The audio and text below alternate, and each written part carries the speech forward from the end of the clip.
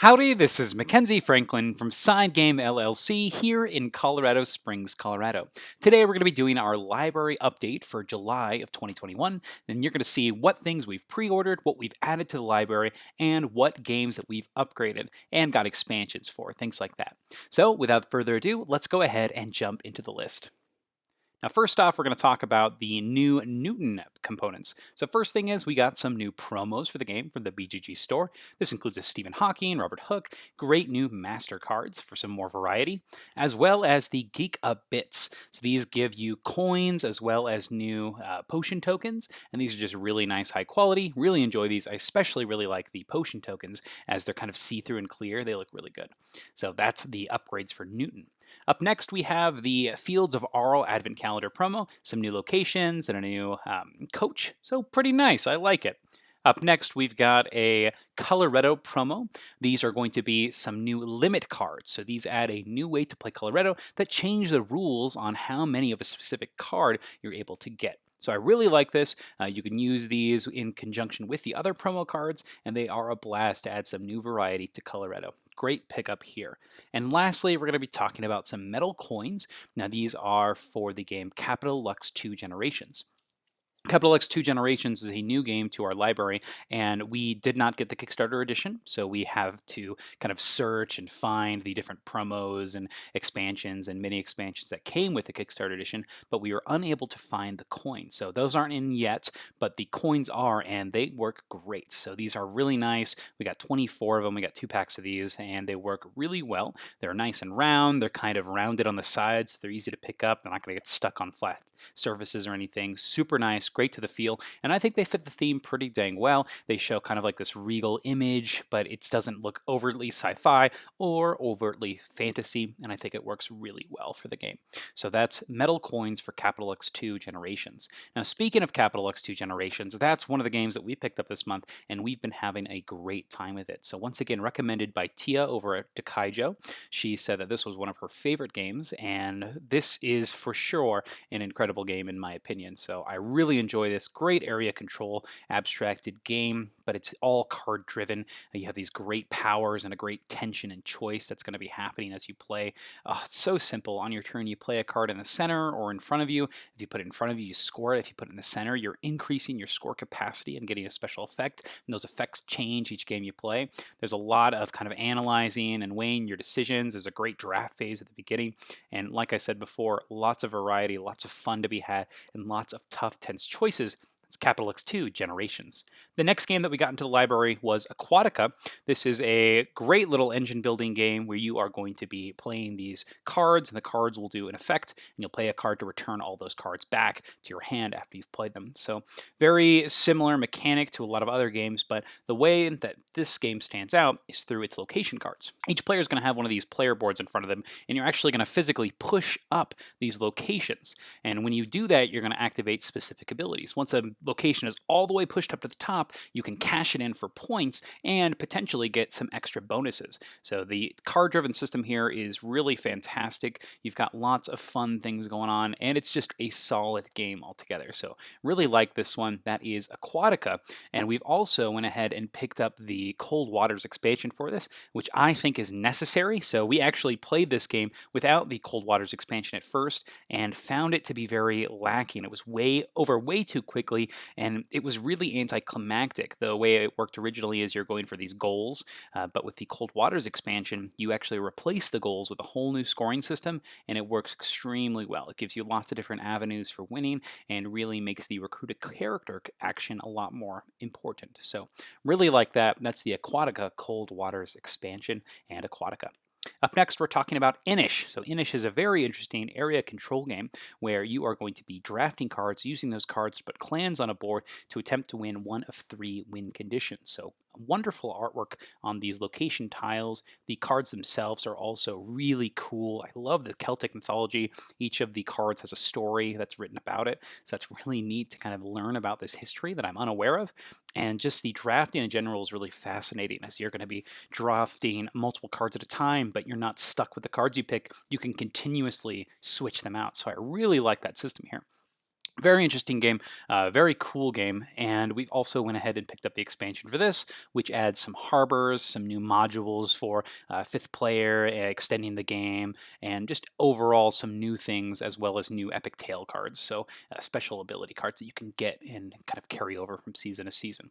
So that's Inish. Next game we have is Quacks. So Quacks of Quedlinburg, the Alchemist expansion. This one is a new expansion for the hit game Quacks of Quedlinburg. This one in particular adds a new flask to the top of the board, and this one in particular allows you to generate essence, and this essence is used to trigger these special abilities. So you'll pick 3 at the start of each game, and you can use these abilities to basically augment your actions throughout the game. Very powerful, very fun, and really adds a lot of variety and pressure to the game. It's really risky to bust now because your opponents receive a reward when you bust, and you want to try to diversify so that way you can get a lot of bonuses on this essence track. So great addition to Quacks of Quedlinburg, and one I've been enjoying a lot. Next, we have Awkward Guess. This is kind of like a clue-style deduction game where you're getting little pieces of information at a time about the murder of Mr. Walton.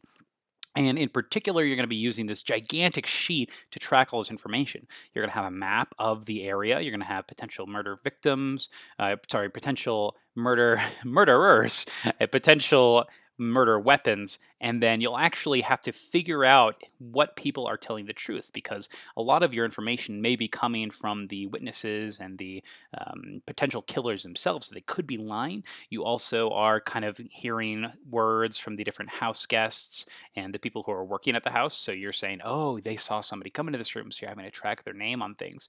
It's a little interesting of a game to kind of wrap your head around initially. The how to play videos for this were honestly not very helpful.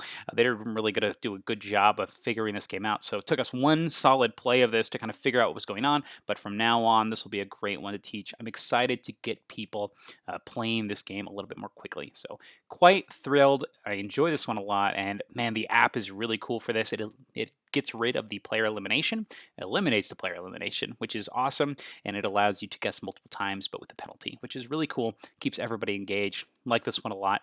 That is Awkward Guests. And the last big game is, sorry, not last one, but this is the expansion for Marvel Champions. This is Agent Venom, so another Guardian of the Galaxy. This is the Flash Thompson version. He's got this really cool weapon upgrade system. Just tried him out a little bit more just a little bit ago. And he basically works well with any aspect, which is really nice. He can generate wild resources. He's pretty much a all-around good character. So he's kind of a mix between Rocket Raccoon and Spider-Man, which is really cool. There are even some cards in his deck that basically function exactly like Spider-Man's cards, but a little bit better. And it's kind of wild how good he is. So very scary, very dangerous. Pretty much his only drawback is that he has his symbiote that can pop up, and they come with 5 separate nemesis enemies, and that's kind of terrifying. But overall, lots of versatility here and lots of power. So very strong character, Agent Venom. And the last thing that we got in this month was the CMON comics. So these we backed a while ago. They are promos for a lot of CMON games, and a lot of them include these awesome new promos.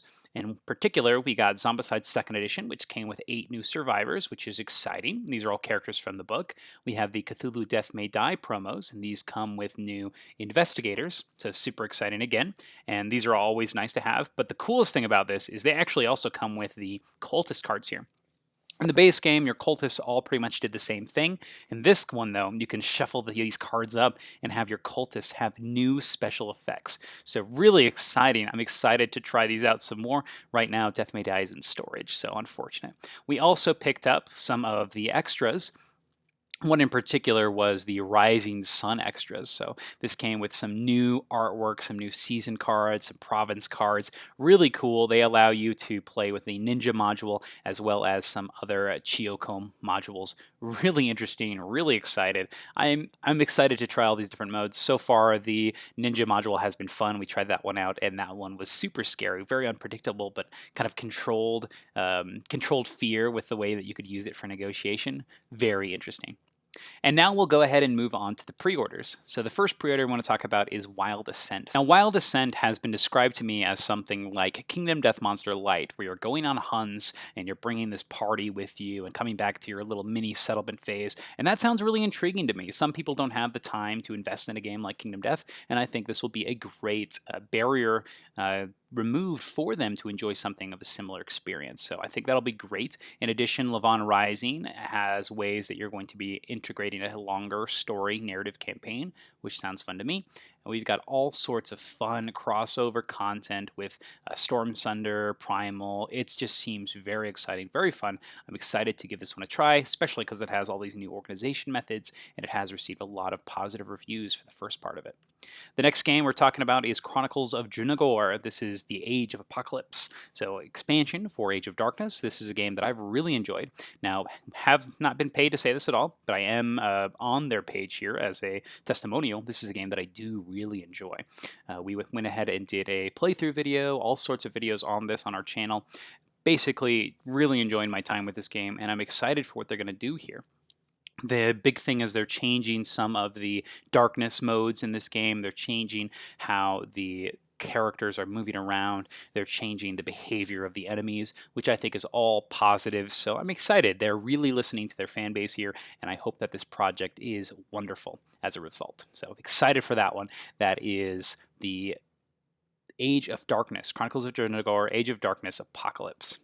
The next games we're going to talk about are both for Fantasy Flight's Marvel Champions. We've got War Machine, the hero pack here. Super excited for this. I mean, it just looks super fun.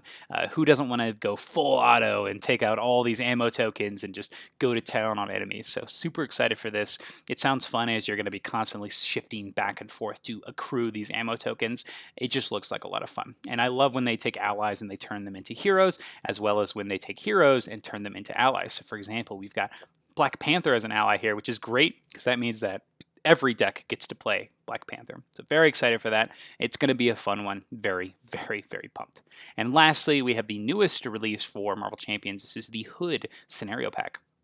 This introduces the Hood as the villain, obviously, as well as his own personal scenario, but it also, the big thing here I'm excited for, is it introduces lots of modular sets. So not only is it going to introduce a bunch of new module sets, but it's also introducing new standard and expert sets. So whenever you play a game of Marvel Champions, you always play with the standard set, and if you're playing on a harder difficulty, you play with the expert set as well. If you want to now, you can switch in between these two sets now. So that gives you a lot more variety, and I think this is just a great move on their part. It's going to breathe a lot of freshness into the game and give you things that you're not sure you're going to see. So excited for this, excited to see what all comes from this, and yep, I'm just pumped. So that all happened in July. That's our library update for July 2021. If you have any questions about what you saw here, please let me know down in the comments below. Are there any games I missed? I'd love to hear what you think about this. Now, there are a bunch of games that are going to be here, I think, on like August 1st. They're all bundled in one shipment. This is things like Railroad Inc., Thrice as Clever, Imperium Legends and Classics, Hues and Cues.